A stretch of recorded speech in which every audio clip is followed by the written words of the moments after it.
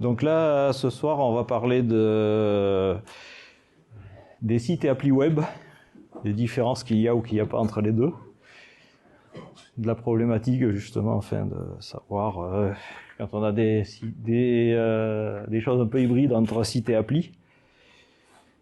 Et puis en deuxième partie, je vous présenterai Gatsby, qui est une solution possible dans ce cas de figure, qui est une solution intéressante.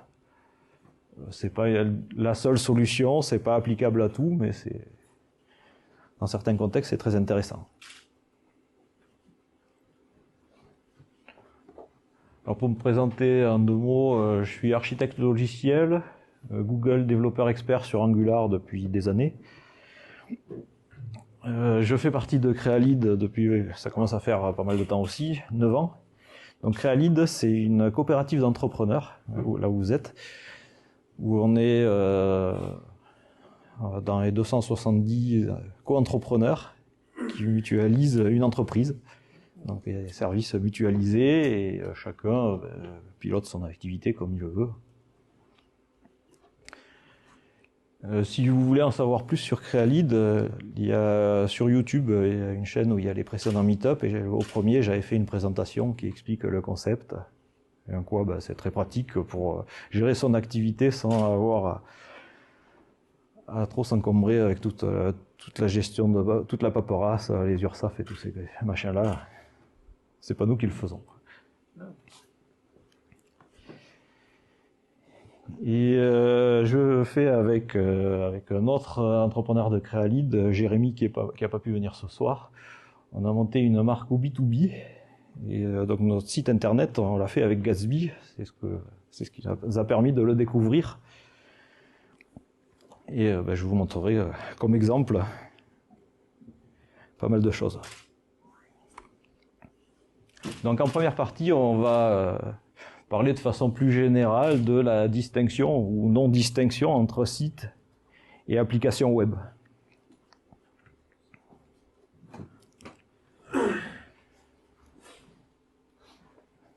La définition de Wikipédia, sur celle en anglais, sur la page en français, elle est beaucoup moins intéressante. Sur la page en anglais, elle explique qu'une application web, c'est un programme client-serveur dont le client tourne dans un navigateur web. C'est-à-dire que c'est un client JavaScript. Alors c'est déjà une définition un peu restrictive, parce qu'on peut... il y a 15 ans, on ne faisait pas des applications comme ça. On avait des sites web qui pouvaient être applicatifs, enfin, qui pouvaient gérer des données ou faire des choses comme ça. Ça restait globalement des sites web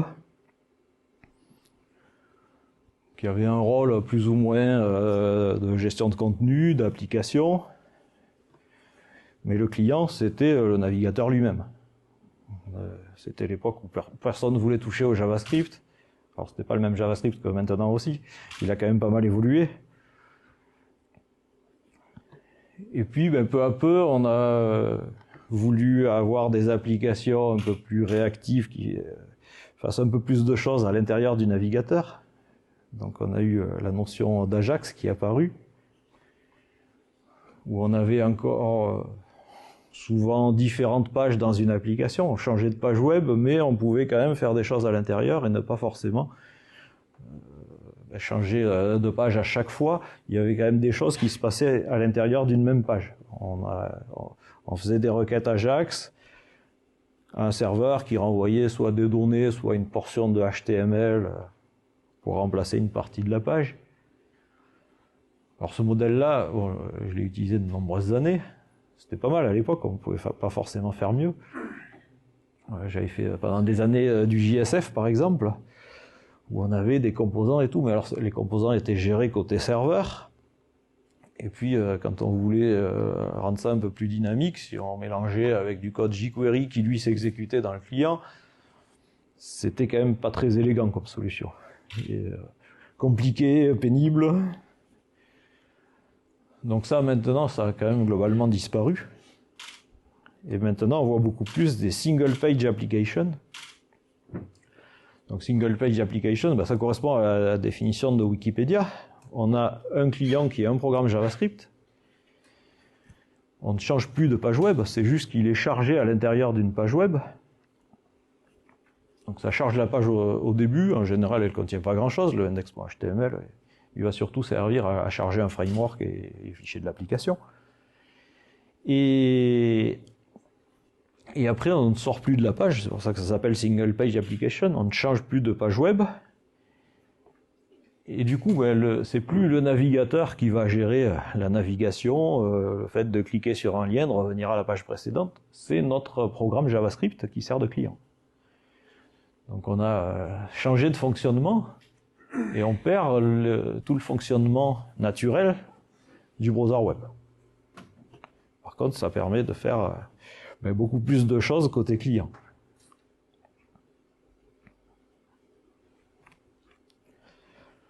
Alors quand on pense site web aujourd'hui, surtout site de gestion de contenu, c'est surtout WordPress qui domine, qui écrase le marché pratiquement. Alors moi j'en ai jamais fait, je ne vais pas vous parler de WordPress. Et puis donc, on a un peu maintenant le réflexe, quand il faut faire une application web, de penser single page application, à tort ou à raison. Donc ça va être une application où il y a le client qui va s'exécuter dans le navigateur et puis qui va dialoguer avec une API REST. Donc l'API, ça va être la frontière entre la partie front et le back-end. Et maintenant, on a des développeurs front-end ou des développeurs back-end.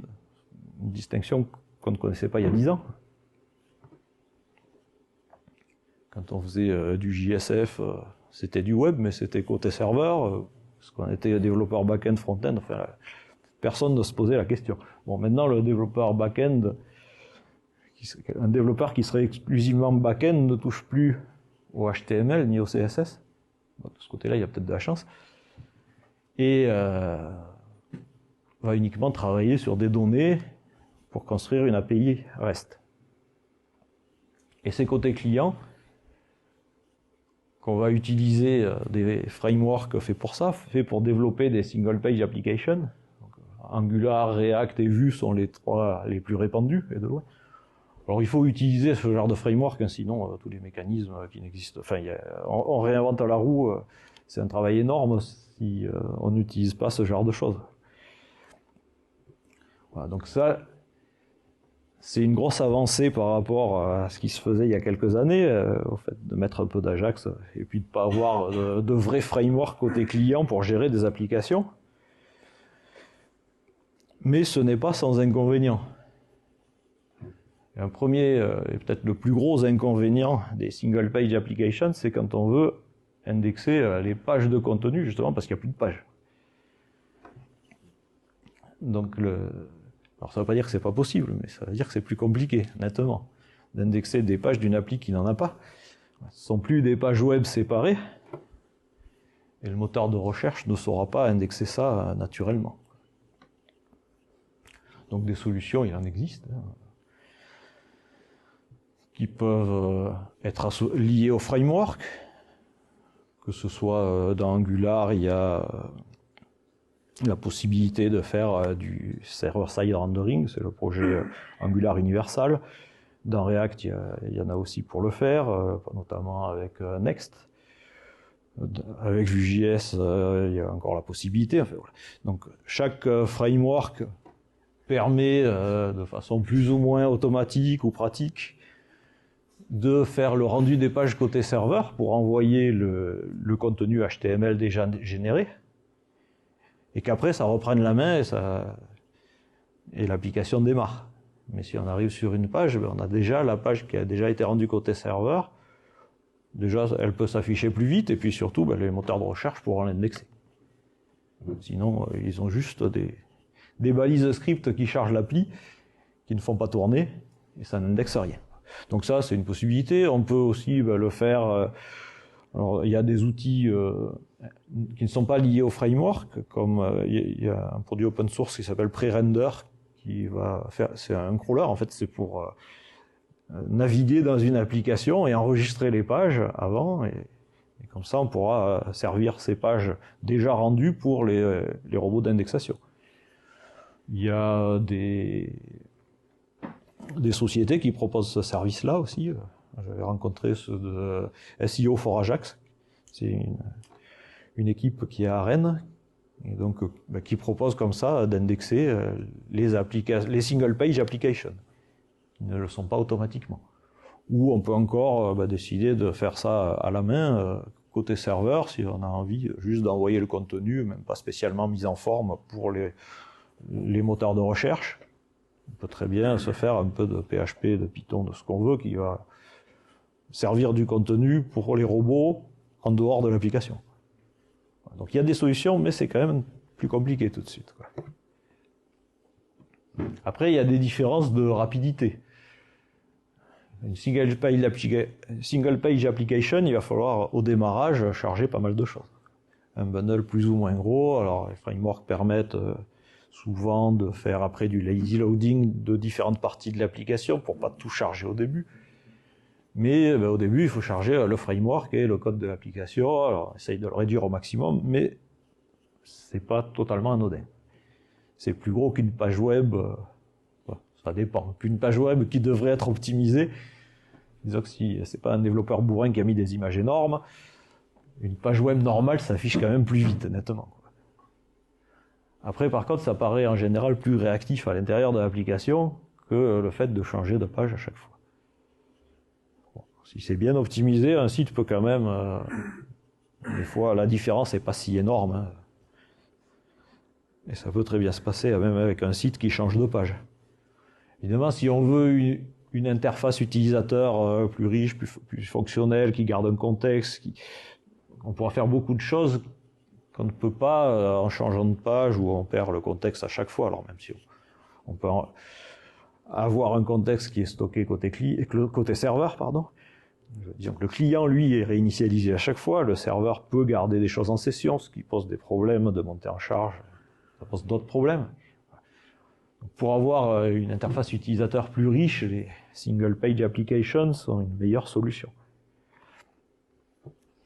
Et puis, ce dont je parlais, le fait que c'est plus le client, c'est plus le navigateur, c'est un programme JavaScript, et ce que fait nativement le navigateur web, le fait de gérer les clics sur les liens, les pages précédentes, pages suivantes, les bookmarks ou l'ouverture dans un autre onglet, c'est moins naturel. Donc après, le framework va le gérer plus ou moins. Angular, par exemple, le gère très bien, le routage, page précédente ou page suivante. Encore que, dès qu'on commence éventuellement à avoir des pages où les données sont chargées en asynchrone, enfin si on essaye de repositionner au même endroit avant que les données soient arrivées, ça complique la vie, ce genre de choses, quoi. L'ouverture dans un nouvel onglet, qu'est-ce qu'on fait? Est-ce que dans l'autre onglet, on recharge toute l'application? On a une deuxième instance de l'application dans deux onglets qui n'ont pas le même contexte. C'est déjà moins évident, quoi. Dans Gmail, ils ont choisi l'option d'ouvrir une application, mais avec juste qui est pas fonctionnelle, qui affiche juste un mail. Si on fait bouton droit, ouvrir sur un autre onglet sur un des mails, on n'a pas une application complète. Voilà, c'est un choix, c'est quelque chose à gérer. Alors, le scroll infini, là, c'est devenu un peu un comportement attendu, mais c'est pas géré nativement par le navigateur, et c'est à peu près le même problème des deux côtés. Que là aussi, si on a cliqué, et puis qu'on revient, mais oui, mais on avait scrollé, on n'arrive pas à repositionner, enfin, ça peut être... vous connaissez ce genre de galère.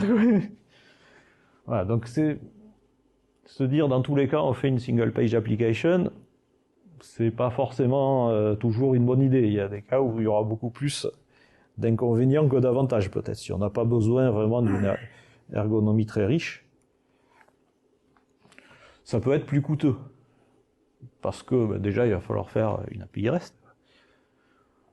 Et donc faire une API, par rapport à si on a juste des pages en PHP, Python, Java ou ce qu'on veut, où on va juste mettre les données qu'on récupère direct de la base, à côté serveur, à générer, on a forcément cette étape en plus. Alors c'est très bien, hein, ça découpe les choses, c'est beaucoup plus propre, c'est plus carré, mais c'est un peu plus de boulot quand même. Il faut... Suivant ce qu'on veut comme API, ça va être plus ou moins complexe. c'est pas totalement anodin, c'est pas sûr qu'on le retrouve sur le fait que l'architecture soit plus cohérente. Donc il y a un gain, mais est-ce qu'on retrouve tout le temps qu'on a passé à écrire l'API, éventuellement à gérer le versionning, enfin surtout si elle peut servir à d'autres choses. Et si on doit avoir plusieurs clients, donc il va falloir avoir des versions différentes de l'API, ça aussi c'est un problème classique. Il faut faire attention à la sécurité, enfin, il y a des risques traditionnels. Si on a la mauvaise idée d'avoir une URL qui fait des modifications sur une requête GET, par exemple, c'est une faille de sécurité majeure, très facilement exploitable, simplement en mettant une balise image, par exemple, avec cette URL qui va faire les modifs. Bon. Donc, c'est un métier de faire une API REST.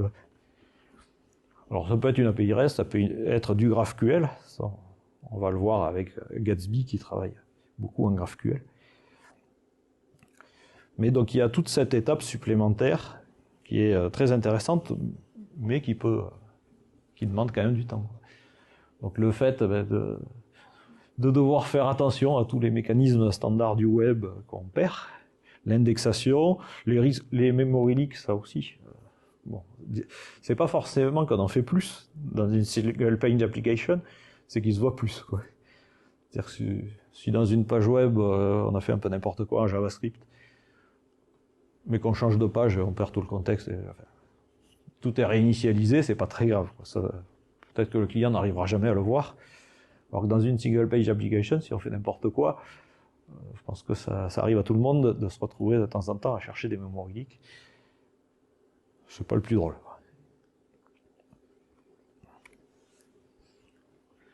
Alors,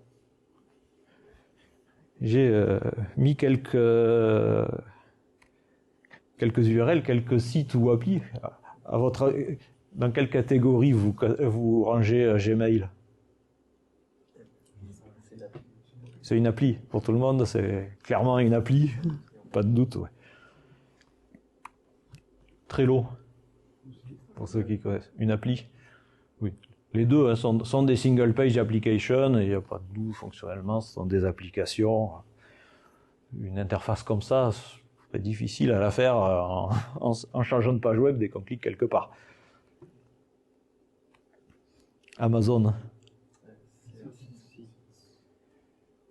Là, voilà, là c'est pas une single page application, ce sont des vrais liens qui changent de page web. Donc après, est-ce que fonctionnellement c'est plutôt applicatif? C'est site e-commerce, en fait. Mais effectivement, c'est du site à l'ancienne, c'est pas du tout une single page application. LinkedIn.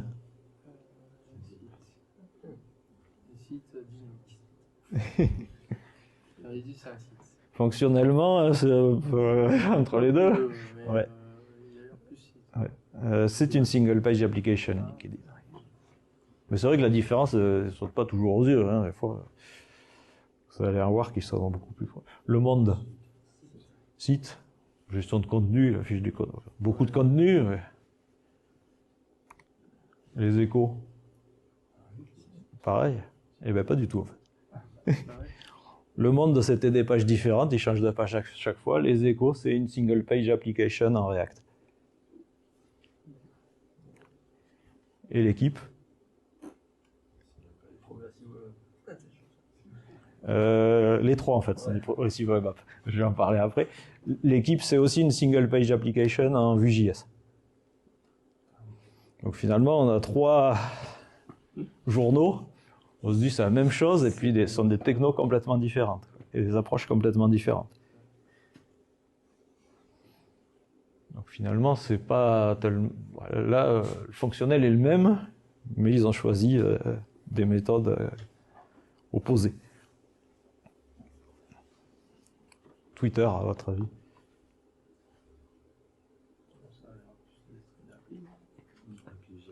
Une appli? C'est le cas, ouais. C'est une seule single page application. Et Facebook, c'est pareil?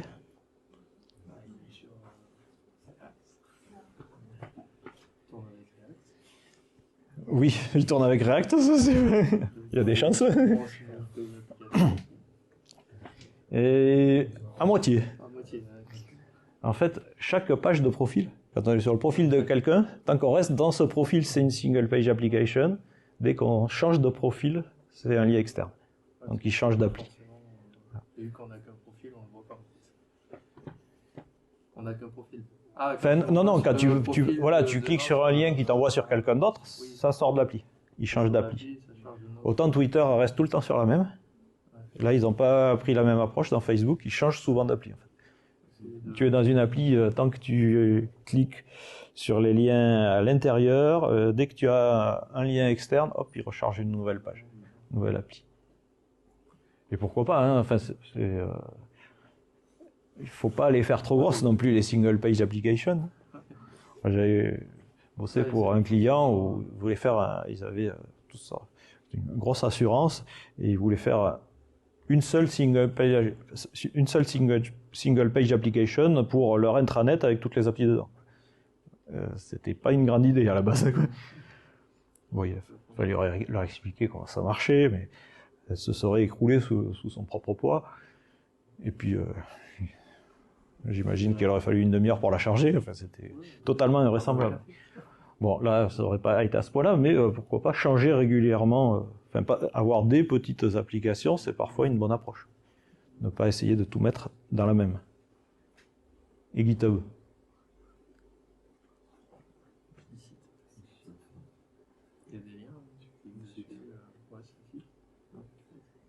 Il y a des deux. Quand on navigue dans le contenu d'un repository, donc dans les fichiers, les répertoires, les fichiers, ça reste dans la même page.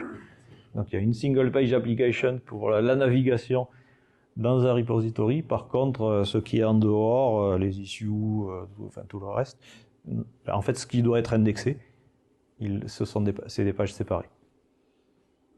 Donc c'est une approche entre les deux. Ils ont tiré au milieu. Là. Et ce qui est plutôt pertinent hein, dans leur cas. Voilà, il y a des pages qui doivent être indexées, qui sont des pages web classiques séparées.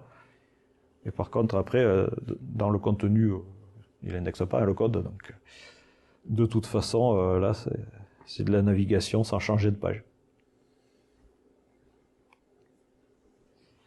Voilà, du coup, on peut se demander, est-ce qu'un blog, est-ce que un site e-commerce sont des sites ou des applis? Ben,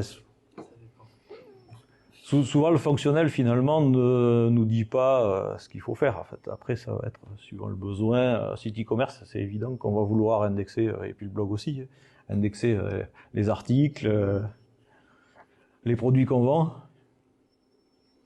Donc, quand on fait du CMS, voilà, que ce soit pour un blog ou n'importe quel site de gestion de contenu, site éditorial, ouais, on veut typiquement que ce soit indexé. Soit il y a le choix de ne pas faire une single page application ou d'en faire une, ce qui va quand même nous compliquer un peu la vie. À voir si on a vraiment besoin de ce que ça apporte en termes d'ergonomie. Donc, les échos ou l'équipe ont choisi de le faire. Est-ce qu'ils s'y retrouvent? Faut voir. Par rapport au monde, c'est peut-être un peu plus agréable comme navigation. Si on a un site Drupal ou quand on fait du Gatsby, voire du Drupal avec Gatsby, par exemple. Bon, est-ce que il y a beaucoup de cas où on est un peu entre les deux et il n'y a pas forcément de réponse tranchée.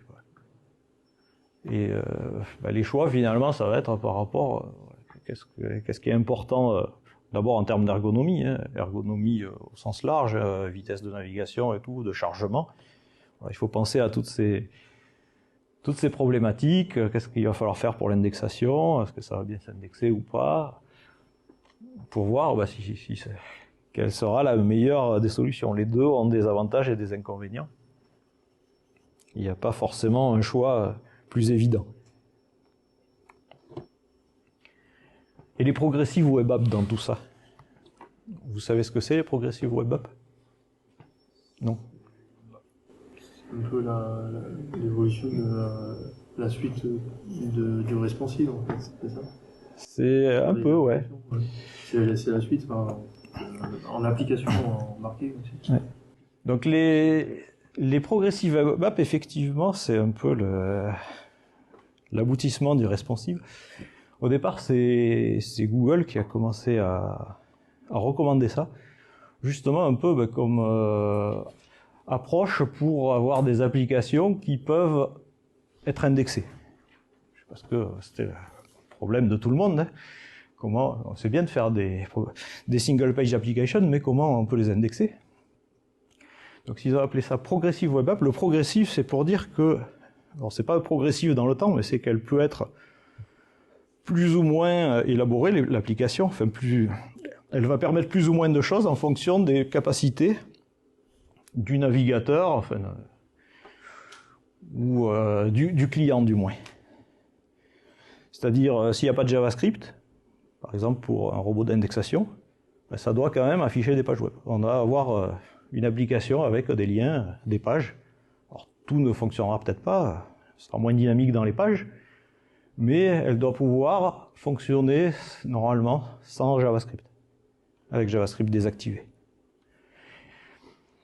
Et puis, ben, si on a un navigateur web, s'il y a la possibilité de prendre des photos, peut-être qu'elle permettra de prendre des photos, et puis que sur un ordinateur, sur un PC, ça ne marchera pas, quoi. Suivant si la machine permet de le faire ou non, quoi. Voilà, donc l'idée progressive, c'est ça, c'est qu'on a plusieurs niveaux de l'application. Suivant plusieurs niveaux de fonctionnalité, elle va s'adapter à ce qui est disponible. Donc c'est une amélioration progressive. Il parle de progressive enhancement. Voilà, donc, si on a juste du HTML, pas de JavaScript, il doit y avoir le contenu HTML. Et si on peut faire tourner du JavaScript, elle sera un peu plus élaborée, un peu plus réactive, etc. C'est un peu passé aux cartes graphiques pour les jeux vidéo. Les cartes graphiques, elles doivent fournir au minimum un graphisme. Ouais. Et après, elle peut progressivement amplifier son graphisme en fonction de la puissance du... Oui, effectivement, on va choisir plusieurs niveaux de rendu. Ouais, exactement. Ouais. Là, oui, c'est un peu la même idée. On aura plusieurs niveaux de rendu de l'application, quoi. Et donc ça, c'est la progressive. Et alors, ils ont défini, ça a été standardisé. Maintenant, ça commence à être bien répandu dans tous les navigateurs pour mobile. Par contre, pour desktop, je crois qu'il n'y a que Chrome qui le supporte pour l'instant. On va pouvoir installer l'application. Alors déjà, oui, il faut, pour avoir une progressive web app homologuée, il faut qu'elle ait un manifeste qui va expliquer où sont les fichiers de l'application, tout le contenu de l'application, un service worker qui va permettre de mettre en cache les fichiers et d'avoir un fonctionnement offline, si on n'a pas de réseau. Alors, ça, c'est pas si automatique que ça, hein. Service worker, on peut facilement faire un service worker qui va mettre des fichiers en cache, donc intercepter les requêtes pour mettre des fichiers en cache, ce qui fait qu'il sera capable de les retrouver même s'il n'y a pas de réseau. Après, si vous voulez avoir vraiment une application qui marche en mode déconnecté, une application dans laquelle on fait de la saisie et puis qui va vous permettre quand même de modifier des données, de les envoyer plus tard si vous n'êtes pas connecté ou ce genre de choses, c'est à vous de le gérer, hein, c'est pas magique. Avec tous les problèmes que ça pose de conflits de réplication, ce genre de choses. Et puis alors, ce site web, c'est une page web au départ, enfin une ou plusieurs pages web. On va pouvoir l'installer comme une application. Alors, surtout sur mobile, mais maintenant Chrome permet de le faire sur desktop, que ce soit sous Windows, Mac, Linux. On va carrément pouvoir l'installer comme une vraie application. On ne se rend même pas compte, en fait, que c'est pas une application traditionnelle. Enfin, surtout sur mobile. Sur desktop, peut-être un peu plus, mais sur mobile, il y en a où vraiment on ne peut pas les reconnaître d'une application écrite nativement. Et ça, elle apparaît vraiment dans la liste des applications, on peut avoir les notifications système et tout ce genre de... Ça marche pareil. accès à l'appareil photo ou autre. Moi, celle de Twitter, la Progressive Web App de Twitter, je l'utilise depuis plusieurs années. Mais ça fait tout comme l'application écrite en natif.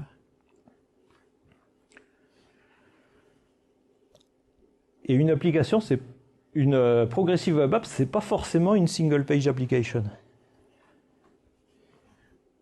Donc ça peut très bien être un site web où on change de page.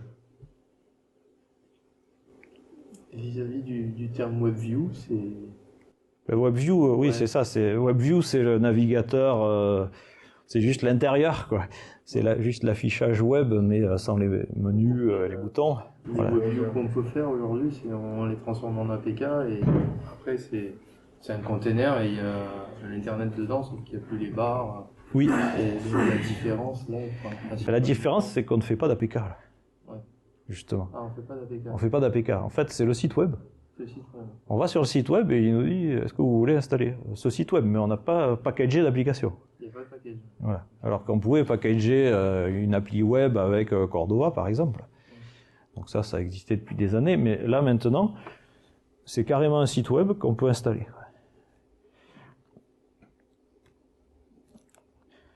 Donc alors les avantages déjà, c'est un site web. Donc si le site web est indexé, parce que sinon une application native, le contenu ne sera pas indexé par les moteurs de recherche. Alors que là, si vous avez fait ce qu'il fallait, ou si ce sont des pages séparées, ce sera indexé par les moteurs de recherche. L'utilisateur arrive sur une des pages du site et ça lui propose de l'installer. On a accès maintenant, il y a des API web pour accéder à la caméra, au micro, au GPS. Un des trucs qui manquait principalement, c'était l'accès au Bluetooth. Et maintenant, ça commence à être pas mal supporté. Alors pas tous, Firefox l'a pas encore, mais sinon, je crois qu'à peu près, enfin les navigateurs basés sur WebKit l'ont, c'est-à-dire tous les autres maintenant. On peut donc faire des push notifications au système. Je pense que vous avez dû remarquer quand même depuis quelques années qu'il y a plein de sites qui veulent que vous abonniez. Et puis donc on peut l'installer comme une application. Il y a des outils, c'est Google qui a fait ce workbox qui permettent un peu plus facilement d'écrire sans partir de zéro, le service worker qui va gérer le fait de mettre en cache des pages ou des données de l'application, enfin ce genre de choses. Donc Workbox qui est utilisé par pas mal d'entreprises. Ouais, donc ça c'est un outil technique pour simplifier l'écriture du service worker.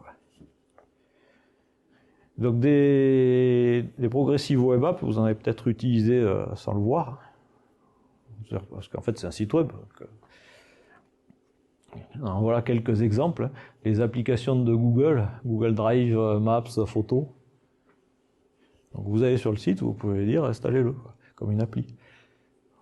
Les 3 journaux que j'ai montrés justement, c'est parce que les 3 en fait sont des single page applications.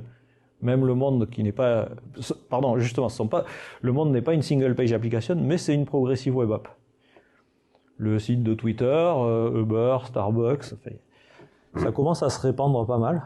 Je peux vous montrer, alors sur Mac, comment ça se manifeste.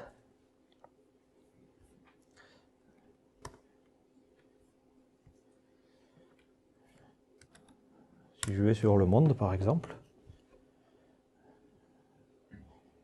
ici, il me propose installer l'application.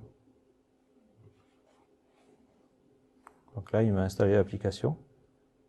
Voilà, donc là, j'ai une application dans une fenêtre qui, en fait, est le site web. Il n'y a rien, il n'y a même pas un packaging.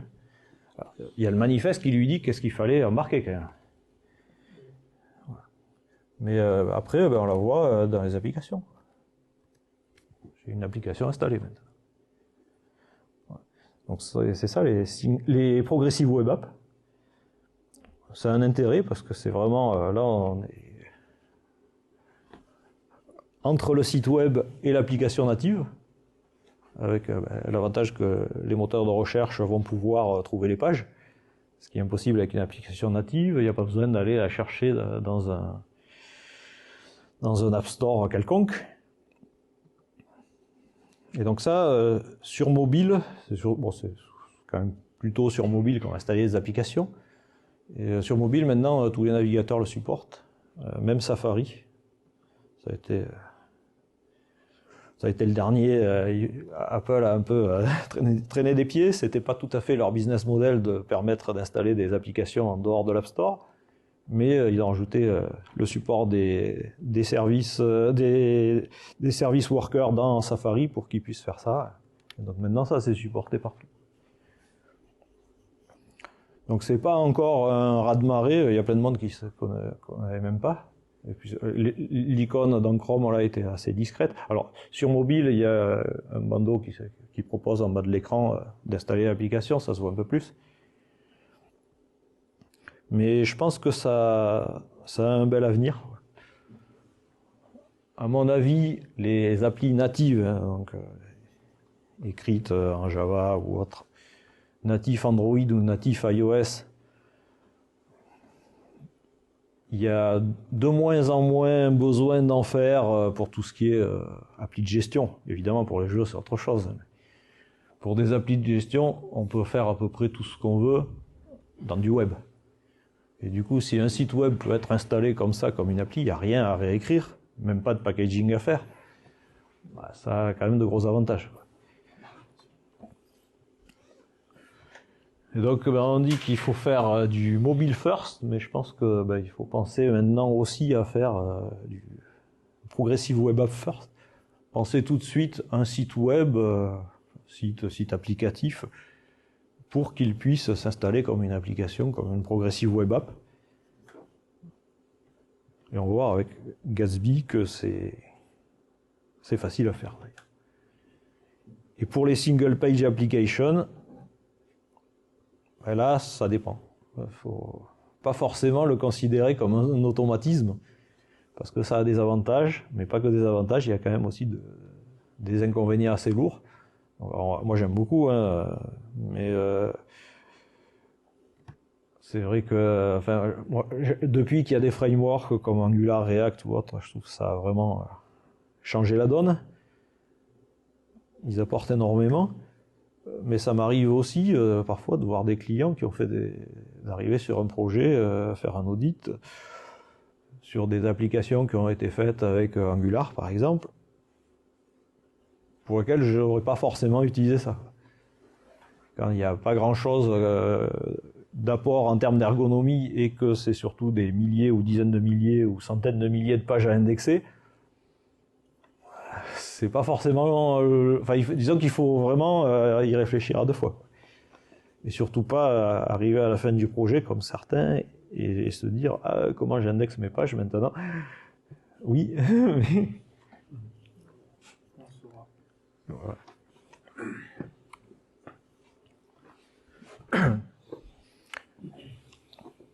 Donc on va maintenant parler de Gatsby, qui est un outil justement pour faire des choses un peu hybrides entre site et application, et qui peuvent être très facilement des progressive web apps aussi. Est-ce qu'il y en a qui ont déjà utilisé Gatsby? On n'a pas joué avec eux.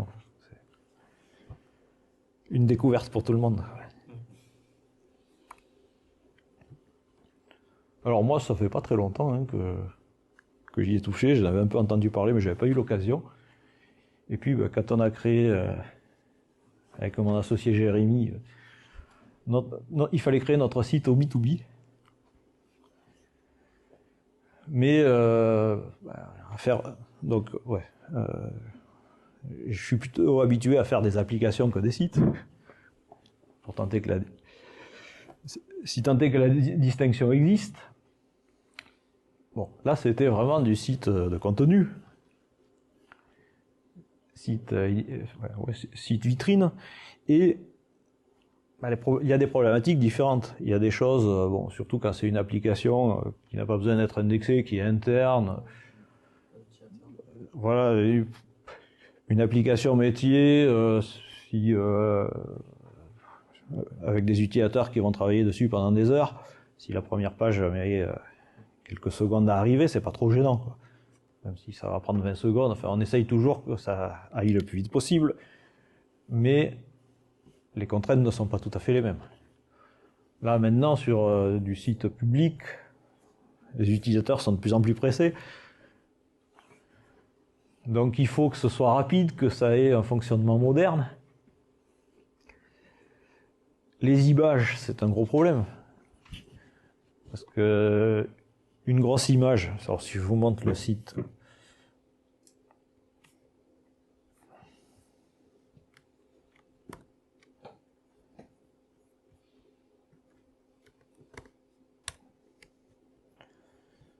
si je vais, mettons, sur un article de blog. Là, j'ai une grande image sur un petit terminal, genre un smartphone. Ben, j'ai pas besoin d'envoyer une image avec une telle résolution. Sinon, ça plombe totalement les performances pour le smartphone, qui peut avoir un accès réseau moins rapide, etc. Donc, il y a des contraintes au niveau des images. Et puis, le temps que l'image arrive, j'ai pas envie que... je veux pas que ça fasse bouger tout le contenu, ce que font très mal d'ailleurs tous les journaux que je vous ai montrés. C'est totalement insupportable. Comme ergonomie, ils ont choisi des options différentes, mais en termes d'ergonomie, c'est souvent très pénible parce que là, il va pas le faire, quoi. D'habitude, ça saute et ça affiche des pubs. Bah déjà, quand le bandeau vert est apparu, ouais. ça a collapsé un peu. Mais les autres fois, ça le faisait beaucoup plus. Bon, on a perdu les pubs.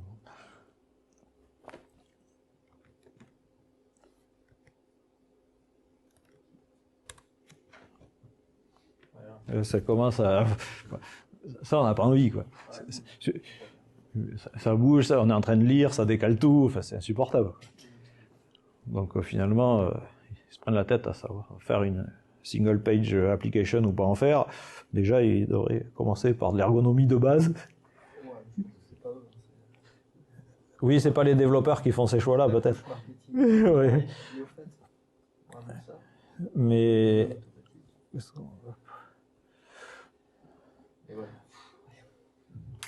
Voilà, hop, ça... Ouais, il y en a... Tu veux cliquer quelque part et hop, passer... Ouais. Particulièrement sur les mobiles. Oui. Ah, c'est insupportable, ouais. Donc ça, voilà, faire du site web agréable à utiliser, ça veut dire ça. Ça veut dire que avoir des tailles d'images différentes, envoyer la bonne taille, suivant l'endroit où elle va se trouver. C'est-à-dire que si on lui dit de l'afficher sur toute la largeur, ben, suivant la largeur que ça fait, qu'il envoie une image de la bonne taille et qu'il ait réservé la place pour pas que ça saute dans tous les sens. C'est devenu compliqué les sites web en fait. C'est devenu beaucoup plus compliqué. Et puis alors nous on avait une contrainte supplémentaire qui n'a rien à voir avec l'ergonomie. C'était plus quand on était développeur, on n'avait pas envie d'utiliser un CMS. On voulait écrire les articles en Markdown directement dans le dépôt Git et pouvoir avoir du versionning dessus, quoi, et travailler à deux plus facilement, que ce soit des fichiers texte et pas des choses dans un WordPress. Donc pas dans une base de données, simplement des fichiers Markdown dans un dépôt Git. Donc voilà nos contraintes qu'on s'était posées. Pour faire générer des pages web, puis ouais, donc pour que ce soit rapide, aussi générer des pages web à l'avance, une seule fois, ça paraissait une bonne idée. Donc il y a des outils qui font ça depuis longtemps. Il y a Jekyll qui est assez connu, qui prend justement des contenus Markdown et qui va générer des pages web à partir de ça. Mais il va guère plus loin, quoi.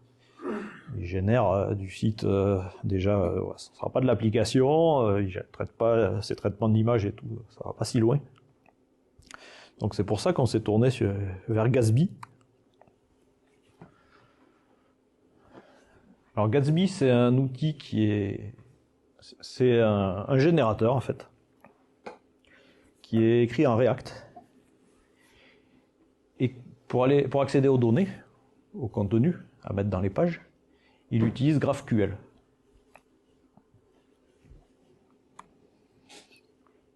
Voilà, donc c'est un générateur. Maintenant, on va souvent parler de server-side rendering. En général, le server-side rendering, c'est au moment où on fait une requête que le serveur va rendre la page. Là, c'est pas du tout le cas. Hein. C'est un rendu quand on lance le build. Et après, il n'y a plus de rendu du tout. Après, c'est un serveur Apache qui envoie les pages telles quelles. Il n'y a pas besoin de langage serveur.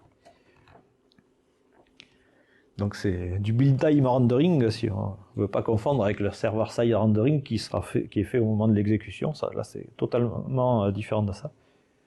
Alors il y en a qui parlent de Jamstack. Bon, pour JavaScript API Markup, bon, le nom n'a pas pris tant que ça, mais enfin on commence à le rencontrer un petit peu. Bon, en même temps, ils en parlent d'ailleurs sur le site de Gatsby, de cette Jamstack. Bon, ceux qui ont lancé ça en même temps, c'est le fondateur de Netlify, qui est un outil pour héberger des applis Jamstack. Donc, il vend un peu son produit. Donc, quand on fait le build d'un site Gatsby, ça va être des composants React, des requêtes GraphQL pour trouver les données, les contenus qu'on veut mettre dans les pages, et il va générer du HTML. Mais pas seulement du HTML. Il va aussi générer du React et JSON. Enfin, il va réutiliser les composants React avec du JSON à l'exécution. C'est-à-dire qu'à l'exécution, au début, ça charge le HTML. Enfin, il y a le HTML dans ce qui est généré. Mais il y a aussi le chargement de l'application React. Si JavaScript est désactivé, si c'est un robot d'indexation d'un moteur de recherche, ça s'arrêtera au HTML. Il reçoit le HTML et il n'essayera pas de lancer l'appli React. Par contre, si c'est notre navigateur avec JavaScript activé, je ne sais pas, en fait, c'est l'appli qui va démarrer. Donc les mêmes composants React vont servir à la génération et à l'exécution, si ce n'est pas un robot d'indexation, s'il y a du JavaScript. Donc ça génère en fait une single page application dont les pages ont... ouais, en fait, ça génère une single page, des pages qui démarrent une single page application avec le contenu dedans. Et les résultats des requêtes GraphQL ont été remplacés en JSON parce qu'il ne va pas refaire les requêtes faites lors du build à l'exécution. Mais après, c'est une vraie application qui peut ensuite accéder à des API REST. Où on peut faire... Donc, oui.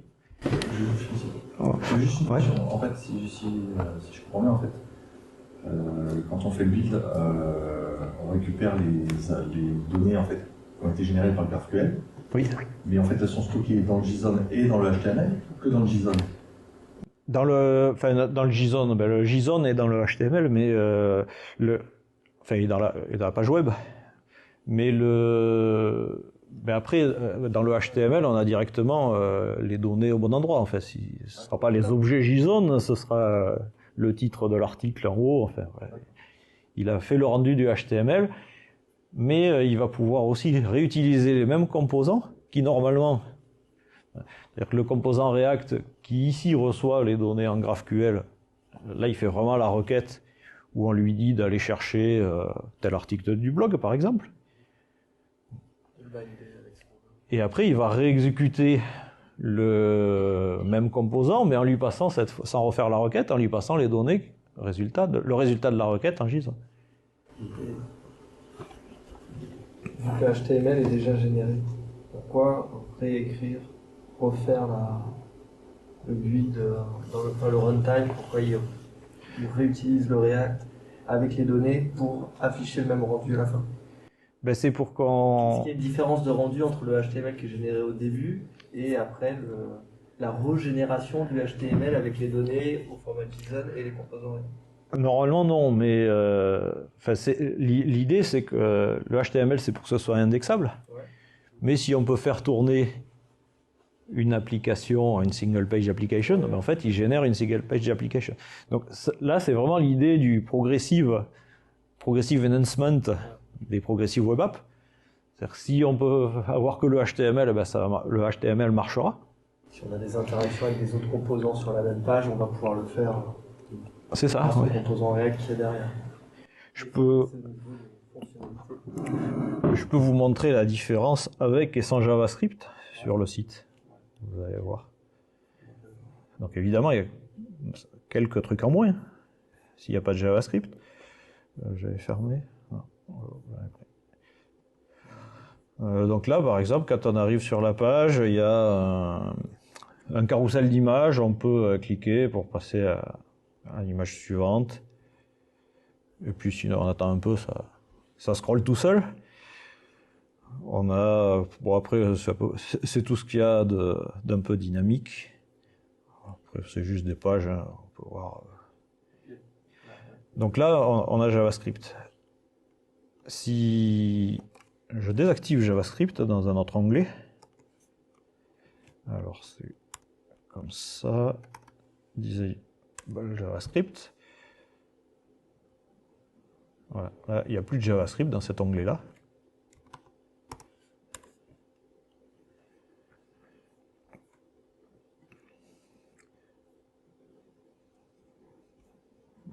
Perdu. Ouais, du coup, de l'avoir retaillé, du coup, le JavaScript qui aurait changé d'image. Ah, mais là, j'ai retrouvé. Ah non, ouais, il fallait pas le fermer. D'accord. Autant pour moi. Bon, il faut que je le redésactive, du coup.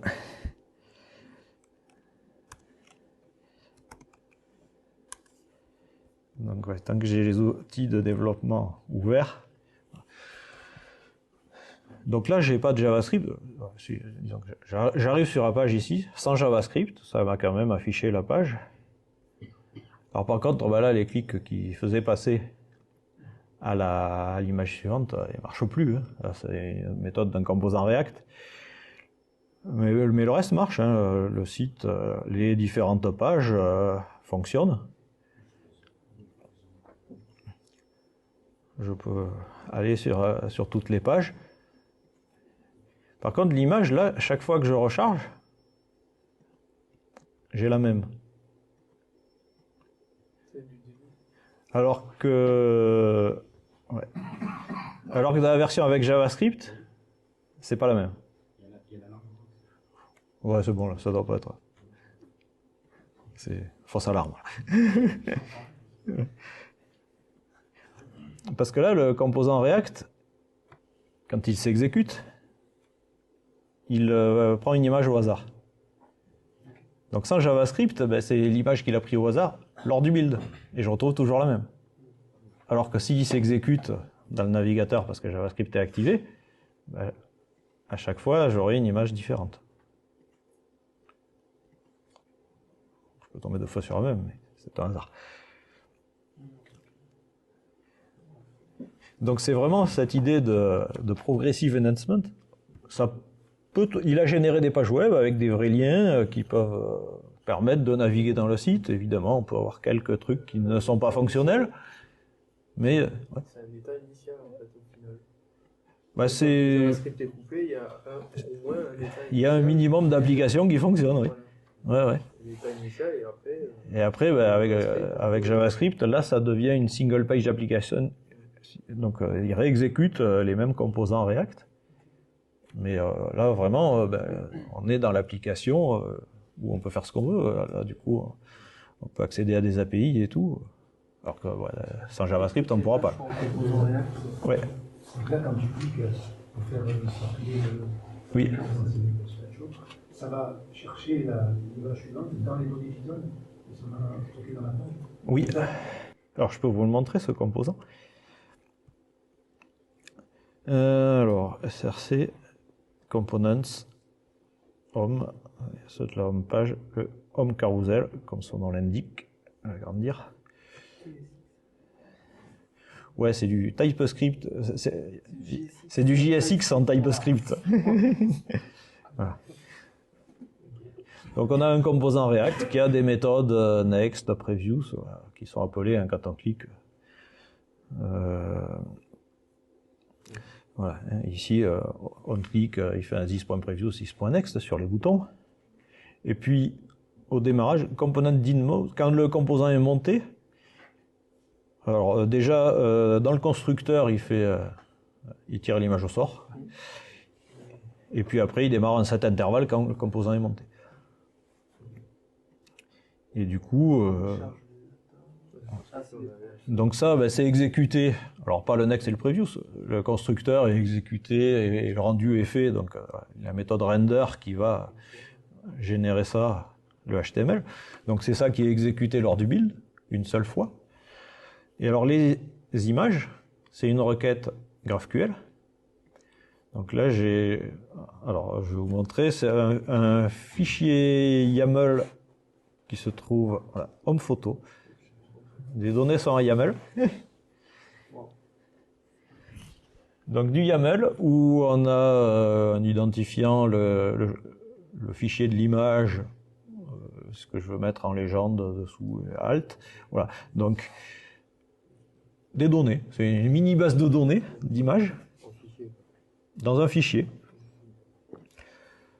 On récupère donc tous les nœuds du coup qui ont été créés, donc les différents objets que j'avais dans le fichier YAML home photo, tri ascendant sur le field ID. Et puis voilà, là je récupère l'identifiant, la légende et l'image fluide pour qu'il l'adapte à la bonne taille. Et donc après donc ça, je lui fais exécuter cette requête pour passer les photos au composant que j'appelle. Donc ça, la requête GraphQL est faite lors du build. Par contre, à l'exécution, il ne la fait pas, mais il retrouve les données qui ont été conservées, qui ont été écrites en JSON pour pouvoir les repasser, parce que sinon, le composant qui s'attend à récupérer ce tableau de photos, il récupère le tableau de photos dans les propriétés qui sont passées pour aller en tirer une au sort pour la première et puis après pouvoir faire des next et previews. Au build, ça fait vraiment la requête. À l'exécution, il a le résultat de la requête qui lui est fourni directement comme un tableau JavaScript. Oui. En fait, vous les chargez au clic ou elles sont chargées au démarrage? Parce que la requête est faite avant. Elles sont chargées, c'est un tableau d'URL. Donc elles ne sont pas téléchargées. Elles sont pas téléchargées. Il n'y a pas de préchargement. Là, dans les données, c'était juste les URL, mais non, c'est pas préchargé.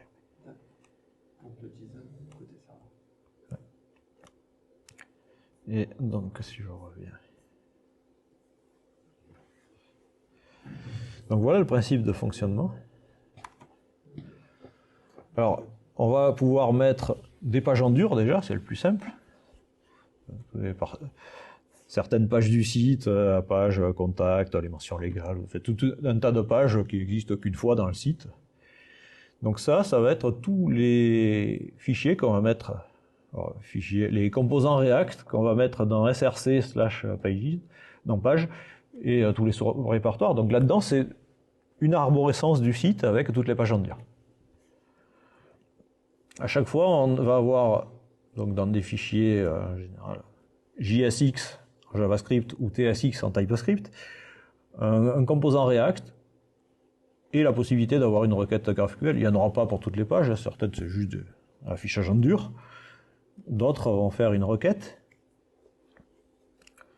Ou alors on peut avoir des fichiers MDX, c'est du Markdown étendu, je vais vous montrer. Donc si je reviens sur le src page, voilà. Donc là c'est la structure du site. contact, formation, et mention légale, solution, enfin, c'est les différentes URL. Le index.html, bien sûr, au début. La page d'accueil. Donc c'est un composant React qui doit être exporté par défaut. Il prend le composant qui est exporté par défaut. Là, celui-là, il a pas, c'est juste une fonction de rendu en JSX. Et il n'y a pas de requête. Sur la page blog, qui affiche la liste des articles de blog, donc on a aussi un composant React avec un peu plus de choses, il va boucler sur les articles de blog et tout ça. Donc là, les articles de blog, c'est une requête. Donc on a le composant React qui est exporté par défaut, et puis il faut aussi, si on veut qu'il y ait une requête qui soit exécutée, il faut exporter une variable, son nom n'a aucune importance. Donc il faut que ce soit une tagged template string, je ne sais pas si vous connaissez ça, en fait c'est avec des accents graves, hein, des backcots, le contenu va être passé à une fonction. Donc les backcots c'est pour les template string, depuis ECMAScript 6. Donc on peut mettre des $accolades à l'intérieur, et puis là, si on met devant une fonction, elle va recevoir ce contenu-là, enfin les différents morceaux, enfin, peu importe. Donc en fait, c'est le fait que ce soit une requête GraphQL exportée. Enfin, il va regarder voilà, si c'est le résultat de la fonction GraphQL. Donc le nom de la variable n'a aucune importance. Elle peut s'appeler Toto, ça marche aussi. Du moment que c'est bien un GraphQL avec la requête entre backcots. Donc là, j'ai une requête qui va chercher tous les nœuds de type Markdown, en fait. Limité à 1000, mais pour l'instant, on n'a écrit que 2 articles. Ça va encore. Ouais, on ne s'est pas encore préoccupé de la pagination non plus, avec 2 articles. Qui sont dans content/blog, etc. Et on va récupérer tout un tas d'informations. On va y revenir un peu sur le GraphQL. Voilà, donc on a une grosse requête qui va chercher le contenu à afficher dans cette liste d'articles de blog. Voilà, donc on a des pages, donc tout ce qui est dans SRC page, chaque composant qu'on va mettre là-dedans, ça crée une page dans le site. Voilà, donc si je suis dans contact index, bon, ça crée l'URL /contact. S'il y a un nom autre que index, donc là, ce sera pour blog.tsx, ce sera /blog. Si dans formation, j'ai Angular, ce sera /formation/Angular. Par contre, le index, ça met rien, c'est juste /formation. Voilà, donc là, il crée ces pages-là. Évidemment, on est dans un composant React, chaque page, c'est un composant React, mais qui peut utiliser des sous-composants. Alors déjà, il y a un composant link qui, celui-là, est fourni par Gatsby pour faire un lien vers une autre page. Sinon, des sous-composants dans celle-là, il n'y en a pas, mais dans le index.tsx, il y en avait plein. Donc là, j'ai découpé tout ce qu'il y avait dans la home page, le carousel par exemple, c'est celui que je vous ai montré. Donc ce sont des composants React. Évidemment, il faut les mettre en dehors de SRC page, parce qu'ils ne doivent pas créer des pages, sinon ça va me créer des pages. J'aurais créé une page carousel, c'est pas ce que je voulais. Donc c'est pour ça que je les ai mis dans SRC Components. Voilà. Et il fait le lien comment? Ah ben là c'est les imports. Hein. Ouais, c'est les imports. Oui, c'est les imports, on lui dit vraiment où ça se trouve. Hein. Donc là, home carousel, hop, je reviens sur mon composant du carousel. Je peux utiliser dans différentes pages. Mais donc chaque composant qui est mis dans SRC page, c'est une page principale. Ça crée une page dans le site. Donc ça, ce sont les pages en dur. Alors oui, j'ai pas parlé du MDX. Bon, suivant ce qu'il y a comme contenu, ça peut être plus ou moins pénible d'écrire, si on veut vraiment du contenu éditorial, du texte, ou des choses comme ça, du texte mis en forme, ça va être pénible à écrire. C'est que ouais, TSX, ouais, celui-là, voilà. Non, mais justement, ouais, j'en cherchais un. Bon, celui-là, il y a quasiment pas de texte, mais ouais, on peut avoir écrire ce genre de choses à la main, c'est pas pratique, même pour une page en dur. Donc la possibilité, c'est d'utiliser du MDX, c'est du Markdown dans lequel on peut aussi mettre des composants. Donc c'est un Markdown étendu dans lequel on peut insérer des composants Angular. On peut, avec des imports du coup. Voilà. Donc si je voulais, du coup, là j'ai... Celui-là, il n'y a pas grand-chose, ça va juste utiliser des composants qui sont dans la formation, Angular. Si je veux le programme de formation, voilà, j'ai écrit ça en Markdown et j'ai pas mis 12 000 balises. S'il fallait écrire en HTML, ce serait pas du tout pratique quoi, pour le développeur. Alors que là, en fait, il en fait un composant React. C'est une alternative au JSX. Mais pour un contenu comme ça, c'est beaucoup plus pratique. Ça dépend ce qu'on veut faire. Dans certains cas, le JSX, ça va très bien, mais pour ça, ce serait la galère. Voilà, donc le MDX, ça peut servir aussi pour créer une page ou un composant dans une page. Ça marche aussi. Bien pratique. Donc chaque fois, c'est beaucoup plus simple pour saisir le texte. Donc ça, ce sont les pages en dur. Et puis après, dans notre site, il y a juste ce qui n'est pas en dur, c'est le blog. Donc on va pouvoir créer des pages par rapport aux données. Donc si j'ai 50 articles de blog, alors évidemment je pourrais faire une page en dur par article de blog, surtout qu'on peut le faire en Markdown, mais enfin bon, si je veux y mettre, c'est pas pratique à gérer comme ça. Donc on va créer, avoir une gestion de contenu, même si c'est dans notre cas dans des fichiers. Ça pourrait être une vraie gestion de contenu, un WordPress ou autre, qui fournit les contenus des articles de blog par exemple. Et puis on va créer les pages par du code. Je savais pas trop comment le traduire en français.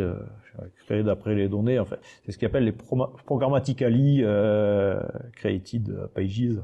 Voilà, c'est par le programme qu'on va créer les pages. C'est pas une création automatique. C'est pas chaque fichier qui donne une page. Là, j'ai un template et je veux faire, si j'ai 50 articles, je veux que ça me fasse 50 pages. Donc on va appeler create page dans le fichier gatsbynode.js. Donc ça c'est après. Je peux vous montrer à quoi ça ressemble, c'est pas compliqué. Donc c'est le fichier qui va traiter tous les nœuds de données. Si c'est ça. Donc gatsbynode, il y a une méthode create pages où là on exécute une requête GraphQL qui va prendre tous les nœuds de type Markdown en filtrant pour garder que ceux qui sont dans /content/blog. Et puis pour chacun, à ce niveau-là, on récupère que le chemin. Donc le contenu, ce sont des fichiers donc, qui se trouvent dans content/blog. Les articles de blog, alors il y en avait qui étaient des exemples de Gatsby qui sont restés en brouillon pour servir d'exemple pour l'instant. Voilà. Ça, c'en est un vrai qui est public. Donc c'est du Markdown avec quand même une en-tête. Voilà. Donc ce qu'ils appellent un front matter. Front matter, c'est entre les deux lignes contenant 3 tirets, c'est du YAML. Donc ce sont des métadonnées en fait.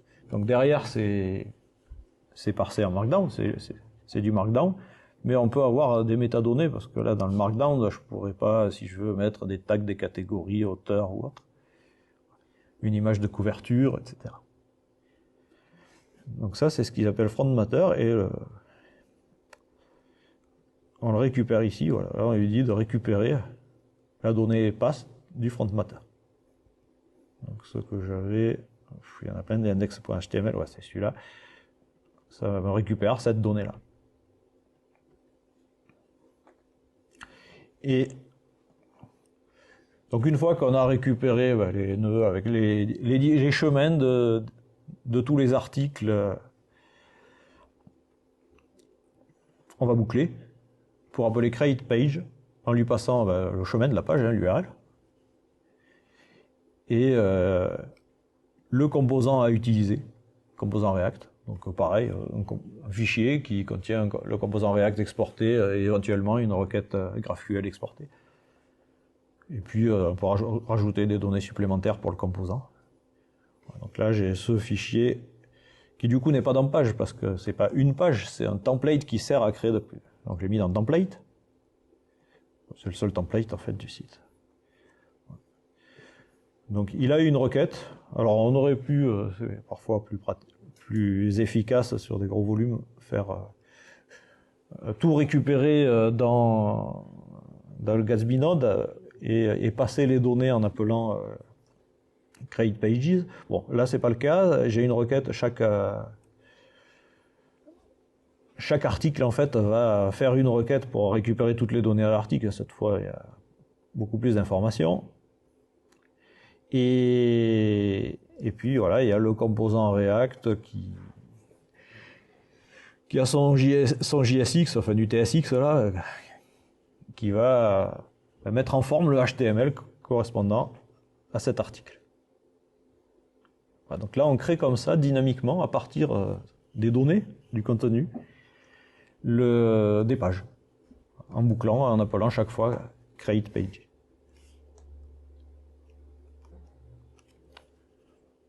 Alors ces données, qu'est-ce que c'est? Je vous ai dit les données sans être très explicites. Alors dans Gatsby, on a des sources de données qui sont fournies par des plugins qu'il va falloir déclarer, charger dans Gatsby. Déjà, ce sont des packages NPM, donc les installer, NPM install, et puis on les déclare dans Gatsby config, tous les plugins qu'on veut utiliser. Donc ça, c'est pour lui dire où trouver le contenu, où trouver les données. Ça lui dit pas de quel type elles sont. En file system, il va trouver des fichiers qui peuvent être JSON, Markdown, YAML, des images, plein de choses, quoi. C'est juste, il va trouver les fichiers dans les répertoires qu'on lui indique. Après, il peut... Donc là, effectivement, c'est tout ce que j'ai dans le site. Gatsby config, comme source de données, il n'y a pas autre chose que source file system.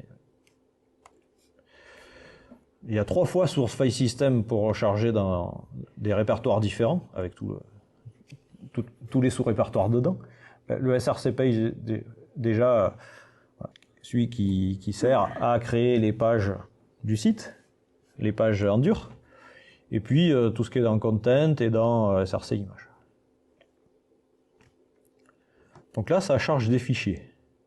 Ça crée des nœuds qu'on va pouvoir requêter par GraphQL, mais c'est juste des références à des fichiers. Alors on peut voir ce qui est accessible par le GraphQL. Il y a un outil, c'est que je l'avais ouvert ici, GraphQL, qui nous permet de voir ce qui a été créé. Hop. Donc là, la source file system, elle me fait des all files. Je peux aller chercher tous les fichiers, par exemple. Donc là, par défaut, il m'affiche les identifiants. Si je veux voir relative pass, par exemple, voilà, hop, je vais voir, là je retrouve, là j'ai des PNG, SVG, là il est tombé d'abord sur les images. Ici j'ai du Markdown, enfin voilà, il a trouvé tous les fichiers qui étaient dans tout le répertoire que je lui ai dit de charger. Voilà, à nouveau des images.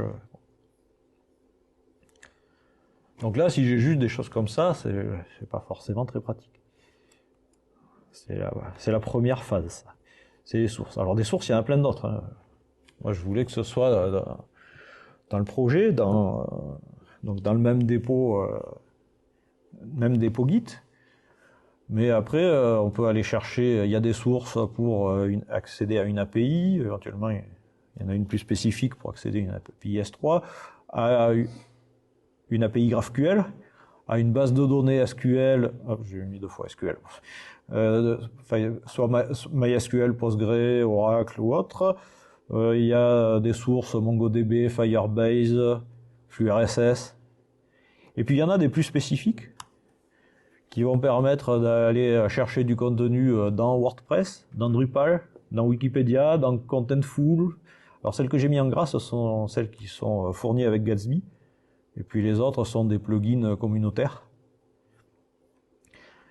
Voilà, même Hacker News, Medium, puis plein d'autres, toutes sortes d'outils de gestion de contenu headless ou pas headless comme WordPress. Voilà, donc on va dans ce cas-là les configurer. Il y a des plugins à chaque fois qui ont leur configuration. Si je vous montre ça, Gatsby. Alors des plugins, il y en a plein. Plugins, il y a des plugins pour tout. Il y en trouve 1737. Donc, plugins pour plein de choses. Si je voulais accéder à des articles dans Drupal, Drupal, voilà, source Drupal cross bundle, source Drupal, voilà, hop, celui de base. Alors celui-là, c'est un officiel, et donc on va le configurer. Dans le cas du file system, je lui mettais le répertoire à charger, et puis là, on va avoir des options pour lui dire une collection ou autre, enfin, voilà, pour lui indiquer ce qu'il doit aller récupérer sur un Drupal. Pareil, sur un WordPress, sur ce qu'on veut, sur une API, on va avoir des bases URL, etc. Plein d'informations, une configuration suivant la source qu'on utilise. Alors, donc moi, là j'ai cette source file system, mais les données pourraient venir de plein d'autres sources possibles. Donc la source file system me fournit des nœuds de type fichier, on a des nœuds files, où j'ai le chemin, etc. Je peux avoir quelques informations sur les fichiers, date de dernière modif, ce genre de trucs. Mais moi, j'ai des fichiers JSON, des images, du YAML et autres. Donc après, on va la passer dans un transformer. Un transformer, ça va prendre transformer Markdown, tous les nœuds Markdown, donc dans les fichiers qui sont de type Markdown ou les choses récupérées, envoyées par une API de type Markdown, tous les contenus de type Markdown vont être traités par ce transformer qui va parser le Markdown, récupérer tout ce qui est dans le front matter, toutes les infos. On va avoir beaucoup plus de choses cette fois. C'est un parseur, voilà. Donc il y en a pour le YAML, pour le JSON, tout ça, ce sont les officiels XML, PDF, Excel, ASCII-Doc. Et Sharp, ça c'est pour les images. C'est utilisé Sharp de manipulation d'images, un peu comme une image magique. Et donc on va voir après les images. Donc là maintenant, si je reviens dans le GraphQL, où c'est qu'il est passé le GraphQL, voilà. Donc si j'avais pas chargé dans la config, si j'avais pas chargé le transformer remark, c'est celui-là qui transforme le markdown. Et puis voilà, il y a aussi le YAML, Sharp pour les images, etc. Donc le remark me crée un all markdown remark. Je peux faire une requête dessus. Alors bon, si j'ai que l'ID, ça va pas forcément dire grand-chose. Mais là, dans front matter, je trouve le title. Ça, ce sont les données que j'ai mises dans mes fichiers, dans mes fichiers Markdown. Voilà, donc là, j'ai les titres des articles. Si je veux le HTML qui a été transformé à partir du Markdown, là, ça va être un peu verbeux. On va pas laisser le HTML, ça fait trop gros. Ouais, je peux avoir l'auteur, etc. L'auteur, il a fait le lien pour trouver le compte Twitter, par exemple. Bon, je vous montrerai comment ça fait le lien. Qu'est-ce qu'il y avait on peut filtrer. Il y en a qui sont en draft. Alors, je peux faire afficher draft aussi. Donc là, si je fais, il y a certains qui sont en brouillon et d'autres non. Donc si je veux ceux qui sont pas en brouillon, au niveau de la requête GraphQL, où c'est qui front matter, draft. Si je veux pas en brouillon, donc ça va être, pas en brouillon, donc notre égal autre. Donc là, j'ai que les articles qui ont draft false. Et ça, je peux prendre la requête comme ça et la mettre dans mon composant React, et hop, il récupère ces données-là. C'est bien sympa comme outil. Hop. Donc voilà les transformers qui peuvent transformer toutes sortes de types de données, voilà. Ce que j'ai écrit, c'est pas CVS, hein, c'est CSV, évidemment. J'ai tapé un peu vite. Donc du Markdown, du YAML ou plein d'autres choses. Et donc on aura des nœuds. Pareil, je vous avais montré les images du carrousel d'images qui étaient dans un fichier YAML. Donc pour le transformer YAML, là j'ai un fichier des authors.yaml où il y a les auteurs du site et home photo qui est une autre mini base de données en YAML. Donc ça crée un nœud à chaque fois. J'ai all authors YAML où je peux interroger et retrouver ce qu'il y avait dedans, Twitter par exemple. Hop.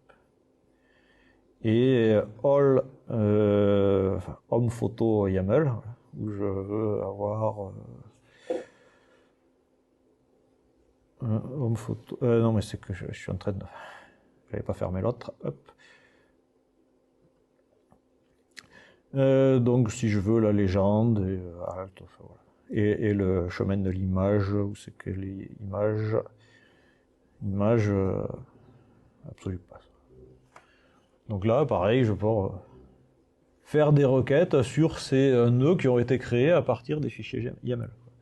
Donc la source file system avait juste fait un nœud fichier avec tel chemin, et le transformer YAML, lui, a fait toute une arborescence de nœuds à partir de ce fichier-là, où j'ai beaucoup plus d'informations intéressantes. Et on peut même lui dire de faire le lien, parce que dans le... J'ai un auteur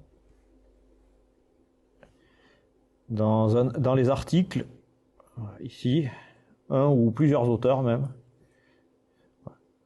authors, j'ai mis le nom de l'auteur qui est aussi l'identifiant qu'on retrouve dans authors.yaml. Et dans la config, je lui dis de faire le lien entre les deux, je ne sais même plus où c'est. C'est ici, mapping, voilà, entre from matter, author, au singulier ou au pluriel, suivant si c'est un tableau. Il va faire le lien avec l'objet auteur qui a le même identifiant dans le fichier YAML. C'est ce qui me permet, dans les articles, all markdown remark, d'avoir from matter author, et du coup de récupérer les données. Voilà, il a fait. Je peux... on peut le faire. Voilà, si je lui demande des données jusqu'à ce niveau-là, quoi. De toute façon, le GraphQL va fournir les données qu'on lui a demandées. Donc là, on met la structure de ce qu'on veut obtenir. Si je veux pas l'auteur, c'est que j'avais mis auteur Twitter. Ah non, mais là, je suis dans le filtre. Les données que je veux récupérer sont là. Bon, si je mets pas l'auteur, pourquoi il me l'a laissé là? Hop. Bon, bah là, du coup, il ira pas chercher ce qu'il y a. Et puis si je veux descendre, avoir auteur sous ici. Alors, hop. Là, il va retrouver les données en suivant le lien, quoi. Voilà, donc ça crée un arbre de nœuds de données à partir des sources, des transformers qui vont créer d'autres nœuds à partir des nœuds fournis par les sources, et éventuellement avec ces liens, ces mappings qu'on peut définir à côté, pour faire le lien entre deux sources.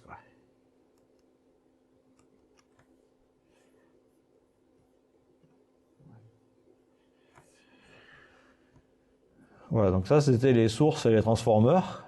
Et alors pour les images, ça marche, c'est cool. Il y a un plugin, il y a un composant Gatsby Image, composant React. Il y a un composant image qui est dans un package npm Gatsby Image qu'il faut installer. Il faut installer ces 3 packages npm, Gatsby Image, Gatsby Plugin Sharp et Gatsby Transformer Sharp. Ces deux-là sont des plugins à déclarer dans le Gatsby config. Et du coup, ça va retailler les images si elles sont trop grandes par rapport aux endroits où on les utilise. Donc déjà, si de toute façon, au maximum, elle pourra s'afficher sur 300 pixels et qu'on a une image qui en fait 500, il va déjà la redimensionner. Il va en plus créer des tailles, toute une série d'images avec des tailles plus ou moins grandes. Toute une série d'images réduites, plus ou moins réduites, pour envoyer la plus proche, la plus petite possible par rapport à la place qu'il y aura sur le terminal qui va l'afficher. Il fait le lazy loading automatiquement, blur up, donc voilà. L'image, il va garder la place avec une image floue au début, voilà, ça réserve la position, donc on n'a pas les trucs qui sautent. Et ça marche très bien. Quand on va builder, il va faire une petite collection d'images de tailles différentes. Carrément. Après, il va aller choisir au moment où on fait run. C'est ça. Il va aller choisir la bonne. Ouais. Est-ce que c'est configurable du coup? Ça, c'est bien. Les tailles. Je me suis pas posé la question. Je sais pas.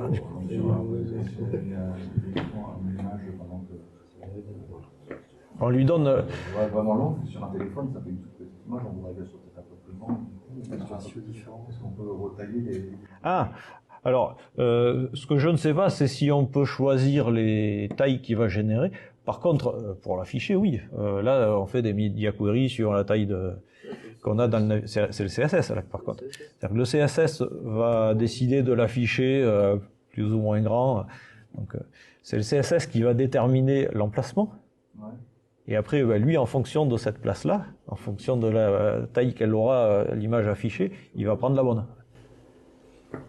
Oui, mais c'était un cropping sur une image particulière. Je pense que si on a une grande image et qu'on veut l'afficher sur un petit écran, on ne veut pas forcément que ce soit le ratio de l'image qui soit complète. On veut cropper un élément spécifique de l'image pour que ça soit celle-là. Ça, je sais pas. Ça, j'ai pas cherché. Ouais, ça, je sais pas, en fait. J'ai pas essayé. Oui. Ouais. Donc là, alors, les images, on peut les utiliser de deux façons. Donc le composant React IMG fourni par Gatsby, on va pouvoir lui passer une image fixe ou fluide. Fixe, c'est une taille fixe. Fluide, c'est quand elle va prendre la taille du contenant, de l'élément dans lequel on la met. Alors, il va toujours falloir faire une requête pour aller chercher l'image, ou les images s'il y a plusieurs images. Voilà. Donc là, cover, pour mon article de blog, cover, c'est un lien. Enfin, c'est un chemin d'image. Là, si j'utilise le child image sharp, il va créer une image fluide, là, parce qu'il dit fluide, avec une taille maximale possible de 3000. C'est pas la peine qu'il me fasse des images en plus monstrueuses. Et je peux l'insérer après avec IMG, fluide égale l'image fluide qu'il a créée, avec, là, en plus, là, c'est des données, des métadonnées de l'article pour afficher le title. Voilà. Donc, simplement avec ce Gatsby image sharp fluide ou fixed, on va pouvoir lui faire générer des images fluides si la taille peut varier, ou charger une image de taille fixe. Et il n'y a rien d'autre à faire, en fait, il gère tout ça, c'est lui qui va faire toutes les tailles d'images. faire gérer le chargement avec le blur en gardant la position dès le départ pour que ça saute pas. Donc là, je reviens sur le site. Ici, si je prends le code que je vous ai montré, c'était l'image, c'était la couverture d'un article. Donc cette image-là. Donc on voit qu'elle apparaît progressivement. Bon là, ça va assez vite, mais et que ça saute pas, hein, ça décale pas. J'ai pas eu à le gérer. Donc si on regarde, voilà, de toute façon j'ai fait un copier-coller de là, hein, donc c'est le code qu'il y avait dans le template ici. Voilà, donc c'était ce morceau que je vous ai montré. J'ai juste cette balise IMG. Donc qui est dans un élément, voilà, image wrapper ou par CSS, je vais pouvoir jouer sur la taille suivant. Bon, enfin là, si ça prend toute la largeur, voilà. Toute la largeur, ce sera pas la même chose sur un grand écran que sur un petit. Mais, je lui ai dit toute la largeur. Et lui va s'adapter. Et alors si on regarde ce qui est généré là dans public, c'est ce qui est généré quand on fait Gatsby Build. C'est le site à déployer pour les pages du blog. Hop, si je viens sur cet article, en fait pour une image il y a tout un traitement. Voilà. Il a créé des images avec des tailles différentes pour 240 de large, 480, voilà, suivant les cas, il va charger la bonne. Donc il a généré toute une série d'images, il réserve à la place avec les bonnes dimensions, il fait le chargement, enfin, il fait tout le boulot. Voilà, tout ce boulot qui est quand même pas évident, quoi, si on va avoir un site sympa, qui fonctionne bien. C'est géré automatiquement par Gatsby. C'est pas mal. C'est sympa, quoi. Faire les 3 exemplaires des images à chaque fois. Voilà, oui, un peu plus. Enfin, ouais, non, c'est sûr qu'il fait tout le boulot. Oui. Voilà, c'est Gatsby Build. Oui. Moi, je vais poser une question encore chiante. Ah. Ouais, est-ce que du coup, est-ce qu'on peut gérer par exemple les différents formats en fait, d'images? Si on veut gérer du WebP par exemple, machin qui est demandé par Google souvent pour l'optimisation. Du WebP je connais pas, c'est quoi le WebP? C'est un format d'image allégé, plus léger que le JPEG, ah oui.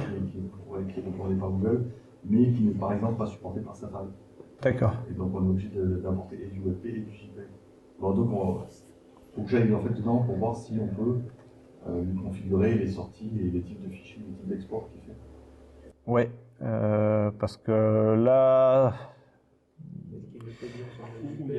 alors je sais pas, ouais, si on peut lui dire de ne pas sortir dans le WebP. Là, je sais pas. Enfin, moi je l'ai utilisé simplement et du coup il me sortait, si c'était un gros JPEG, il me sortait des petits JPEG, un gros PNG. C'est comme ça, c'est déjà vraiment bien.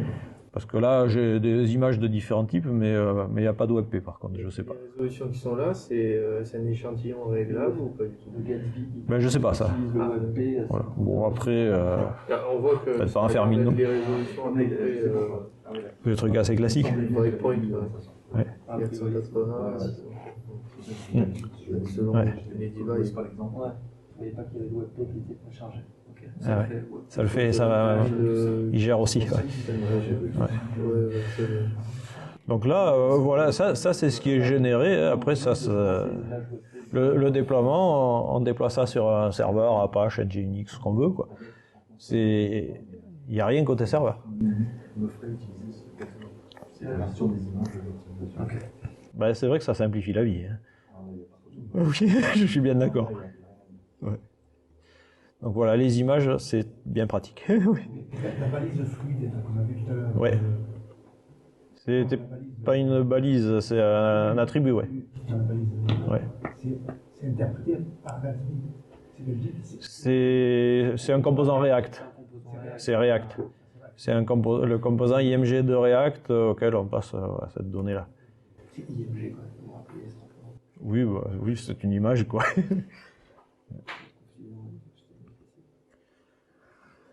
Donc si on a fait ça, on a des pages HTML qui sont générées, mais c'est ce que je vous montrais, ça, c'est aussi une single page application. Hein, si JavaScript est actif, il réexécute les composants React, on se retrouve dans une application dans laquelle on peut avoir du fonctionnement qui n'a rien à voir avec la génération. On peut avoir des routes, des URL qui n'existent qu'à l'exécution. Avoir une partie qui est générée, une partie à indexer, des pages indexables, et puis une autre partie qui, elle, n'est pas du tout indexée, n'est pas pré-générée, c'est purement à l'exécution que ça va se passer. Donc, ce qui s'appelle les client-only routes. Le routeur peut utiliser les routes qui correspondent à des pages qui ont été générées, et puis des routes qui correspondent qu'à des routes clients, quoi, pour lesquelles rien n'a été généré. Comme le code dans GitHub, comme l'explorateur de code. Oui, alors ça reste dans la single page application quand même. On reste dans la single page application, mais il y a des URL qui n'ont pas été pré-générées, qui n'existent que à l'exécution. Et puis si on va faire une progressive web app, les progressive web app, donc c'est pas nécessairement des single page applications, mais alors déjà l'idée de progressive enhancement, hein, d'avoir un fonctionnement plus ou moins élaboré, ça c'est ce que gère Gatsby, hein, même sans JavaScript, on a du HTML avec des liens durs et ça marche, au moins un minimum, quoi. Donc on n'a pas essayé de faire des choses dedans avec du JavaScript. Et puis après, si on veut en faire une vraie progressive web app qui est installable, il suffit d'utiliser deux plugins qui sont fournis. Gatsby Plugin Manifest pour générer le manifeste, alors en lui passant quelques infos qui vont être dans Gatsby Config, ce qui est le manifeste. Voilà, pour le plugin manifeste, il donne le nom du site, les favicon, ce genre de trucs. Voilà. Et puis le offline, là j'ai même donné aucune option. Offline par défaut, ça met un service worker qui va garder en cache les pages qui ont été visitées, quoi. Donc on met juste ça, et c'est une progressive web app installable. Il me propose de l'installer.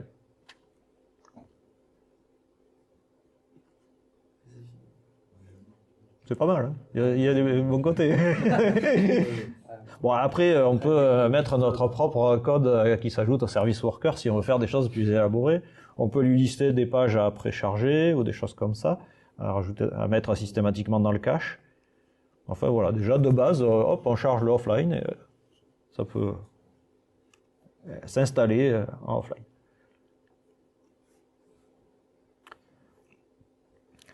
Où c'est qui était passé? Hop, il est derrière là.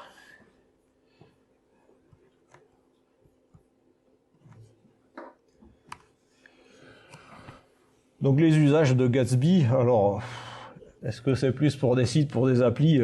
C'est un peu entre les deux, hein. Enfin, faut quand même plutôt avoir un contenu éditorial qui a besoin d'être indexé, pour ça qu'on peut le générer à l'avance, hein, lors du build.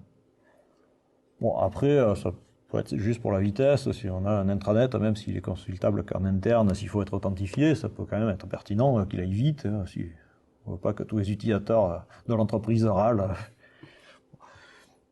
Et puis ça peut être une appli qui a une partie indexable, et puis plein de choses à côté, qui elles, c'est juste de l'appli React en fait, hein, avec des client-only routes. On est dans du React, on fait ce qu'on veut, Gatsby ne génère pas de page pour cette partie de l'appli. Voilà, donc bon, s'il n'y a pas du tout de page à indexer, pas de génération à faire, Gatsby perd quand même son intérêt, quoi. Alors par contre, il ne faut pas en avoir trop non plus. Voilà. La limitation, c'est le nombre de pages à générer. Actuellement, pour quelques milliers de pages, ça passe. Alors là, j'ai essayé avec mon site en dupliquant 1000 fois un article. La régénération complète, en effaçant tout, en régénérant le site de zéro, ça prenait quand même pas loin de 5 minutes. Alors c'était pas du tout optimisé, là j'ai une requête à chaque fois, il faudrait dans ce cas plutôt avoir une seule requête GraphQL, qui va prendre plus de temps mais moins que 1000 petites requêtes. Bon, il y a des choses à optimiser. Disons que dans les quelques milliers de pages générées, ça passera. En dizaines de milliers, il va falloir déjà se battre un peu. Parce que, alors, on voit pour que le temps de build soit raisonnable. Alors, il met des choses en cache pour accélérer le build, et c'est ce que j'avais mis là. Voilà. Donc ça veut dire qu'à chaque fois que je rajoute un article, voire que je modifie, je vois que j'ai fait une faute de frappe, je corrige un article qui était publié, je suis bon pour refaire un build, quoi. Ah ouais, complet.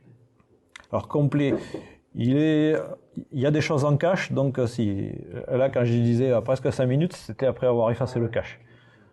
C'était plutôt 1 minute 30 à peu près, mais pas instantané, hein, loin de là.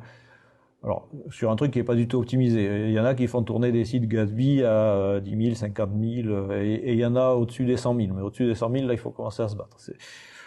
Donc, ils sont en train il y a des modifs, il y a une pull request très récente pour du build plus incrémental. Donc, ils travaillent dessus. Voilà, c'est en cours, c'est nettement perfectible encore, hein. C'est sûr que c'est le frein actuellement. Si vous voulez gérer des millions d'articles ou un volume de contenu énorme, c'est pas bon. Pour refaire le site Amazon, c'est pas une bonne idée. Ou Le Bon Coin, c'est pas une bonne idée non plus, quoi. Donc de l'ordre de 1000 à 10 000 articles, il n'y aura pas de souci. Au-dessus de 10 000, il va falloir déjà se préoccuper un petit peu d'optimiser. Au-dessus de 100 000, là, il va y avoir des soucis, quoi, c'est certain. Actuellement, ça va peut-être beaucoup s'améliorer, hein, mais il faut espérer. Et donc ça veut dire que quand on a le contenu qui est modifié, si c'est pas un outil de geek ou c'est pas une modif, c'est pas un push dans un dépôt GitHub, ce sera peut-être plutôt une modification dans un WordPress ou n'importe quel CMS, headless, Contentful ou je ne sais quoi. Ils ont des hooks pour déclencher un certain traitement quand il y a une modif. Et là, il faut lancer le build. Alors ça peut être on lance le build et puis à la main on va faire un R5 avec le serveur web. Et puis il y a des outils pour gérer ça. Chez Gatsby, ils ont fait un Gatsby Cloud assez récemment.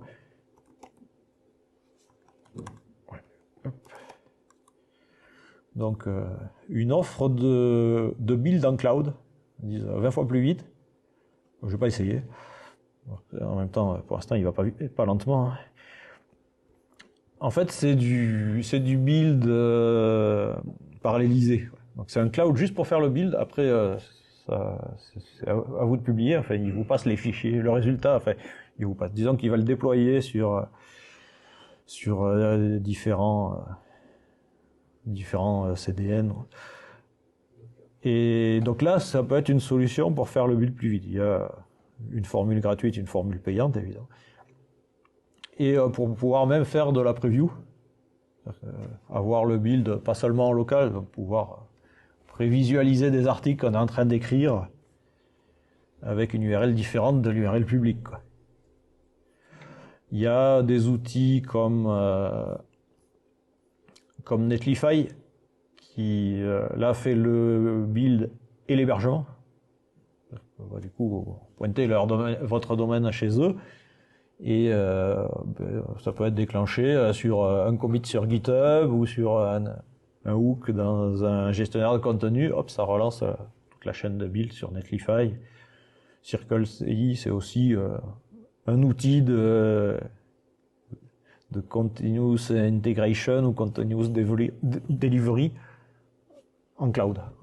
Voilà, donc il y a différents outils pour ça, ce ne sont pas les seuls, ce sont peut-être les plus connus, qui permettent de gérer ça peut-être plus efficacement, surtout si c'est parallélisé, plus rapidement que ce qu'on peut faire sur une machine. Enfin voilà, c'est quand même une contrainte certaine, hein. Donc, suivant le volume, faut y réfléchir à deux fois, voire faire des tests avant de se rendre compte qu'on a développé tout le site et puis que ça tiendra pas la charge, quoi. C'est incrémental. Ça va s'améliorer. Ça va s'améliorer, oui. Sur les pages, ils vont rebuter que les pages. Mais bon, il y a, Parce que chaque page a son. il y a besoin que ça s'améliore, quoi. Chaque page a ses propres composants, c'est ça, donc a son propre JS lié au React, et ainsi de suite. Oui, le même composant principal. Après, il peut y avoir un composant qui est utilisé dans différentes pages, un sous-composant, quoi. Ah, si c'était complètement trivial, je pense qu'il l'aurait déjà fait, quoi. Oui. Et là, une dernière slide, c'était technologie radar de ThoughtWorks, où ils ont recensé une centaine d'outils, alors pas que framework, hein, d'outils voilà, parmi les technos à suivre, montantes actuellement. J'avais parlé de Nest.js il y a 2 mois, et Gatsby est aussi référencé là-dedans comme une des technos à suivre. Alors, Gatsby, ouais, c'est une société qui l'édite. Et ouais, il y a du monde, ils ont obtenu pas mal de financement, enfin, quelques dizaines de millions de dollars, et il y a du boulot. Donc c'est un truc qui progresse bien, on entend de plus en plus parler. Ouais. Je pense que c'est parmi les technos à suivre. Après, pour l'instant, faut pas l'utiliser pour tout, quoi. Suivant le volume, si vous pouvez, je pense que actuellement, au-delà de 100 000 articles, faut vraiment s'inquiéter, quoi.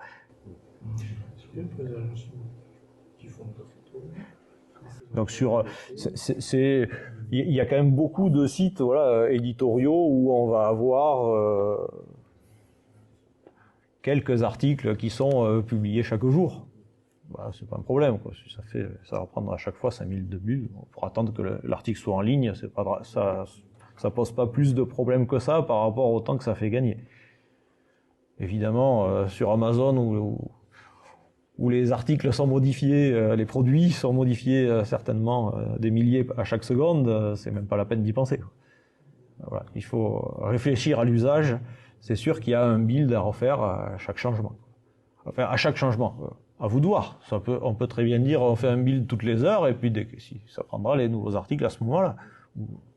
C'est comme on veut, hein, après. C'est pas une obligation de le faire à chaque changement. Mais bon, c'est sûr qu'il y a cette contrainte du build. Voilà, il fait beaucoup de boulot, hein, lors du build, et les images et tout. Mais c'est une contrainte. C'est pas le server-side rendering au moment où on fait la requête. C'est un gros boulot qui est fait avant. Ouais.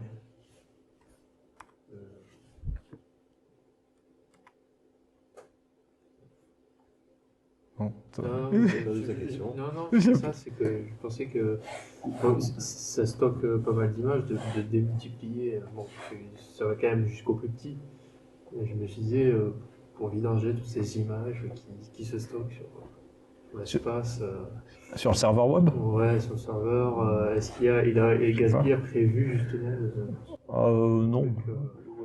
Après, si on fait un rsync, ça condisera, ou on efface et on remet tout. Enfin bon, après, oui, là c'est plus. Non, on a Gatsby, lui, il publie, il génère le répertoire public, après, débrouillez-vous.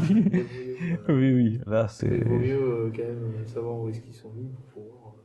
Enfin, le Gatsby Cloud, lui, il fait le déploiement. Mais le contenu qui est obsolète et qui sert plus à rien, en fait. Oui. Ouais. Bah, disons que oui, il gênera sûrement pas, mais au bout d'un moment, ça va quand même faire du volume, peut-être. Ça va faire du monde. Ouais. Voilà, bah, pour cette techno, je pense qui ne fait pas, qui ne sert pas à tout, mais dans pas mal de cas, c'est quand même sympa, quoi. Faire des petits sites éditoriaux, enfin petits ou moyennement gros, tant que c'est pas énorme, bah ça apporte beaucoup de choses. Et puis voilà, on a très facilement un site qui est bien optimisé pour mobile, fait, petites images, single page application gratuitement, enfin tout ça, quoi. C'est pas mal. Vous avez des questions? Sur les performances en On est d'accord que le single page application prend plus de temps à charger, évidemment, que tu l'as expliqué au départ. Oui. Mais est-ce que du coup, avec l'ajout de la PWA, machin, est-ce que tu as vu, toi, par rapport, si tu utilises des outils comme Google Search Console ou des choses comme ça, des stats par rapport à ton site, si c'est vraiment bien, si c'est plutôt quand même, ça reste optimisé, ou si on recherche vraiment l'optimisation, il faut mieux éviter. Vaut mieux éviter. Alors. En fait, j'ai de passer à ça. Oui. Je t'avoue, franchement, j'ai fait des tests. J'ai pas été aussi loin, mais j'ai fait quelques tests de montage de page. Ouais. Et quand j'ai vu le code, j'ai fait les temps de chargement, je fais oh putain, je vais jamais arriver à tout optimiser. Mais par contre, effectivement, le code d'image, les optimisations d'image, c'est très très intéressant. Oui.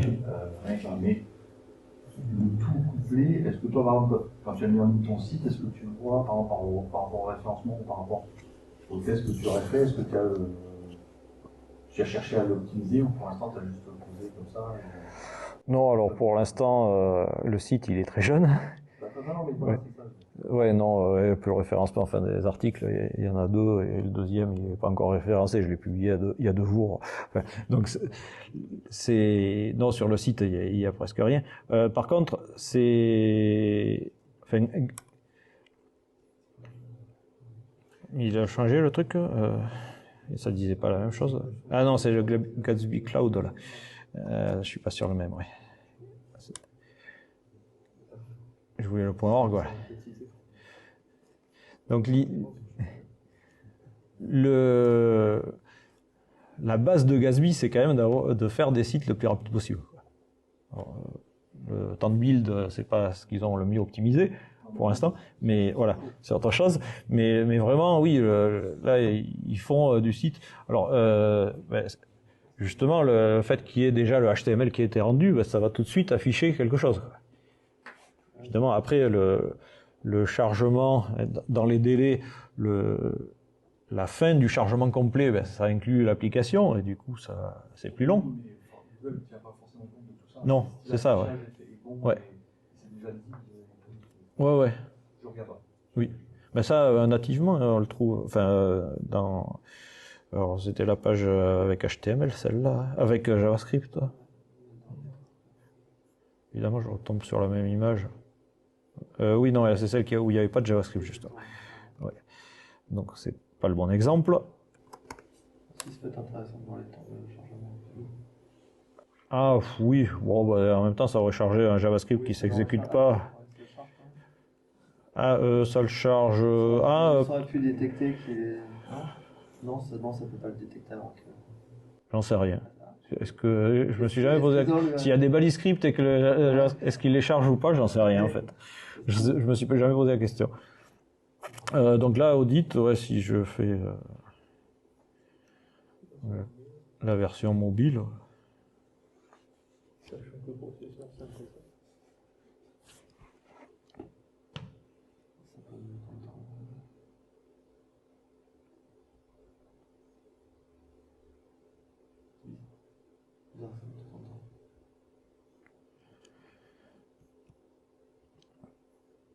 Donc là, voilà, le first contentful, le time to interactive, je le trouve long. Alors parce que justement, il y a deux temps, quoi. On peut le voir d'ailleurs si on ralentit le chargement. Si je clique très vite sur un lien, j'ai cliqué sur le lien HTML. Si c'est avant que l'appli React soit chargée. Alors que si elle a eu le temps de se charger et je clique au même endroit, là par contre c'est le composant React qui va l'intercepter. Donc là, alors je ne vais pas regarder plus que ça. Ouais, time to interactive, est-ce que c'est une fois que l'appli React est active ou pas?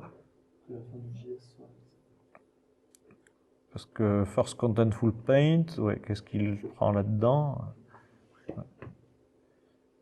Parce que manifestement, ouais, c'est le plus long des temps. Donc là, je pense que c'est vraiment une fois que l'appli React a pris la main. Mais le contenu était déjà là, quoi. Ah oui, ça va. Ouais. Par rapport à des images en 3000, Il a été redressé dans le téléphone. Oui, mais du coup, voilà, il les a faites en petit, ouais. Ah bah oui, il n'a pas envoyé des images en 3000, ouais, sinon ça aurait été beaucoup plus lent. Ouais. Ouais. Donc voilà, pour Gatsby. Ça m'a bien plu. J'ai trouvé que ça faisait même plus que ce que j'imaginais. La finalité des images, la progressive web app, ça sonne tout. Ah oui, c'est sympa. Ouais, c'est sympa, ouais. Oui, non, c'est sûr que moi, ça fait beaucoup plus que ce que j'avais imaginé comme besoin au début. Oui.